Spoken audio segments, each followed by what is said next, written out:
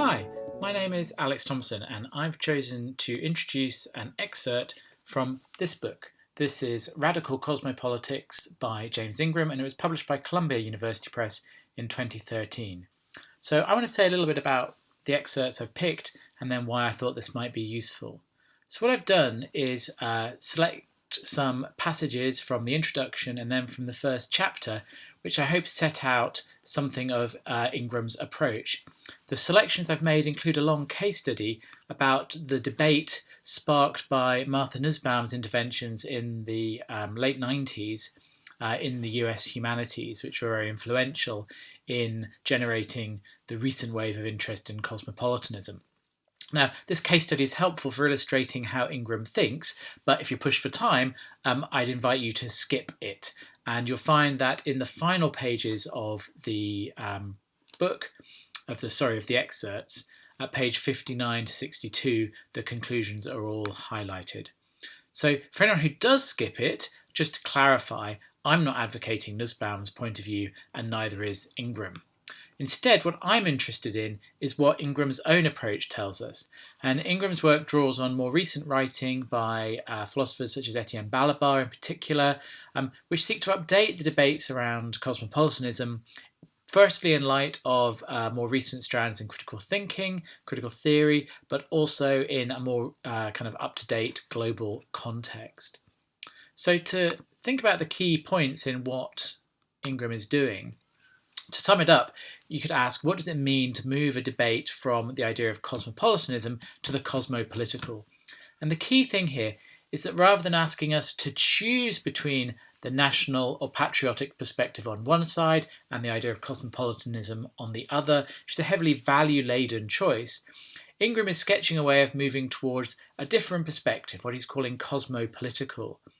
And this we might understand in two ways, meaning a position, first of all, within which that recent debate between different forms of particularism and various forms of cosmopolitanism can be understood, and that might also help us understand the history of cosmopolitanism as a category of thought or a style of thinking. But it's also a way of reinscribing the alternative between a universalism and a particularism within a specifically political field. And I see this as a strong project of critique, meaning the kind of classical sense of critique as a project which explores the limits and conditions of a particular category and then on that basis continues to deploy it or vary it.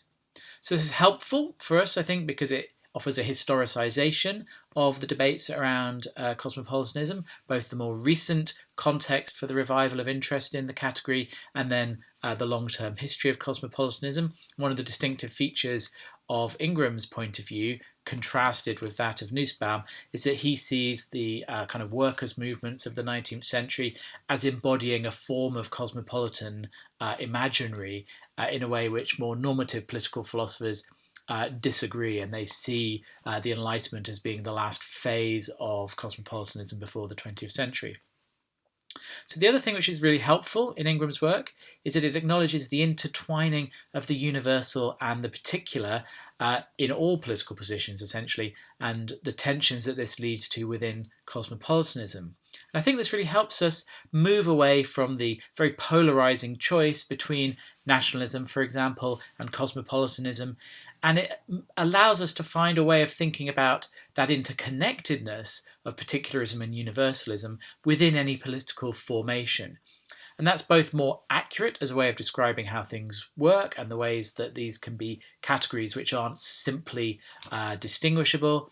And it diffuses some of the attacks that have been made on cosmopolitanism, arguing that yes, it is always a particular and a situated form of thought, but this doesn't refute its universalism. And we don't lose anything by emphasizing that there are tensions within cosmopolitanism and that there are issues of exclusion and inclusion or of elitism and egalitarianism which kind of conflict and come into kind of contradictory relationships within inside it. So these are, if you like, criticisms which have been used to disqualify cosmopolitanism. But what Ingram is saying is we should see these as part of the logic in the way that cosmopolitanism unfolds in particular historical contexts. Key to his approach is that he takes a kind of relational account, stressing that cosmopolitanism not only arises in a particular context and therefore needs to be understood in relation to it, and then to argue that it's not simply an aspiration to a disinterested detachment from particular attachments. And that's a position we recognise from Amanda Anderson's work on the 19th century and the late 19th century. Goes, I think, one step further, specifying that we understand cosmopolitanism as a specific kind of interruption in a given discursive field. And what he means by that is that it's primarily a negative identity politics, a politics of disaffiliation given a content by, or in partly in its reaction against, a particular particularism. And I think taken together, this helps us understand the power of the move to the cosmopolitical, which is that it sees cosmopolitanism not as an ethical alternative to particularism, which leads into a debate ultimately about the values on which we choose to engage, but it sees it kind of cosmopolitically. It sees it as a political strategy within a larger discursive field, and ultimately a global one as well. And only thinking on that basis helps us locate and understand what's going on. So what's the value of this for the project that this workshop marks the starting point for? So obviously Ingram is writing in the context of normative political philosophy, which tends to the abstract and potentially tends to the universal. For a historical project such as this, I feel his emphasis on a relational and contextual approach should be very congenial. And I think it's also helpful to bear in mind the point I've already made, that this is a project which might not be about choosing between different perspectives, but this, probably an unfashionable word now, but I want to reuse it, this idea of a critique rather than a choosing between, and therefore a way of thinking the intertwining of the universal and particular. That in turn underscores the fact that any project such as this will be situated in a contemporary context, meaning that any discussion of terms will be overdetermined.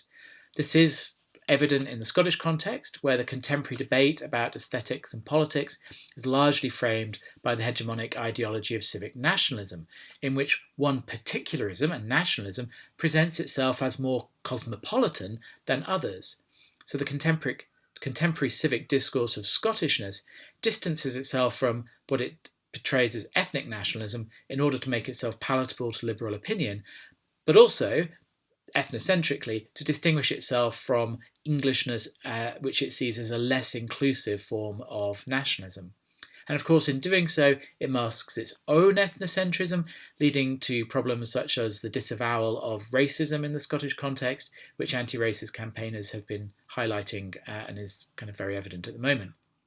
And then very finally, I think that cosmopolitical reframing draws attention to the way that ethical and aesthetical preferences present themselves not as discursive strategies, but as kind of naturalized position.